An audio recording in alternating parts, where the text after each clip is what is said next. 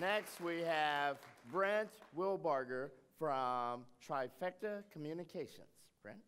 All right. Well, the summer before last, myself and a couple of our employees took a trip to Turkey for a video project we were doing. And while we were there on the front lawn of the hotel we were staying at, we're probably a couple hundred people sort of camped out there. And we thought, well, who are these people? And the hotel manager said, well, these are Syrian refugees. They're fleeing from the destruction in their country, and they're sort of stuck.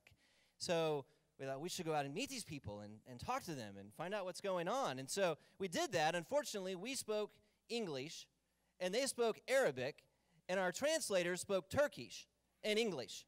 And so we had to find another translator that spoke Arabic and Turkish.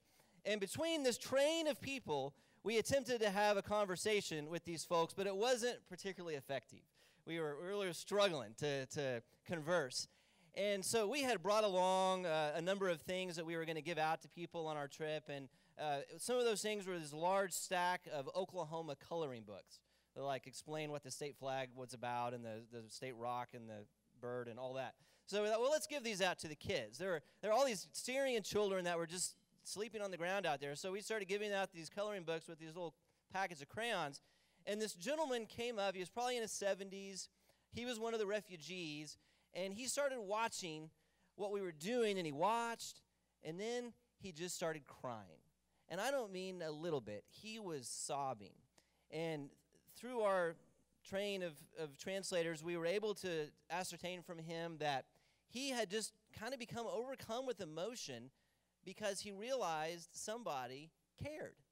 Somebody actually cared about what was happening to them and what he felt was a very hopeless situation. And, you know, it was a really moving experience, and it opened up a dialogue with him and a bunch of other people around him, even with all the translators. We were able to have this incredible conversation in which we were able to talk through all of the differences between us and all of the confusion and misperceptions about our backgrounds and our countries and who we were. And we were just able to talk. And we were able to listen and empathize with each other. And it was powerful. When we came back, it wasn't very long after we got back that I met Byron and became familiar with the things that Possibilities is doing here in Oklahoma City. And somewhere along the way in that education process, I had this epiphany that this experience that I had in Turkey of cutting through and connecting with people is exactly what the participants in Possibilities programs are experiencing here in Oklahoma City every day. And to me, that was just huge, that folks in our city are learning how to work through their differences and their misconceptions about each other and the confusion about their backgrounds and everything else, and they're learning how to collaborate so that they can transform their communities, their neighborhoods. And that, when that light bulb came on, I realized that, gosh, if you can pull off that magic trick with people, well, you can do anything. I mean, absolutely anything. And so I realized that this was something I needed to be a part of and needed to support and chose to become a sustainer.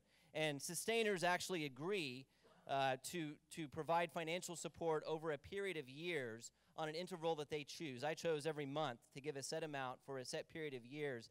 And in a way, you really become vested in what they're doing and the impact they're making, which I personally believe is significant. Somewhere on the other side of the world, there's a group of Syrian children that know all about the Scissortail flycatcher and the Rose Rock and what the state flag means. And that's just a little connection that I have with them, but it's so big.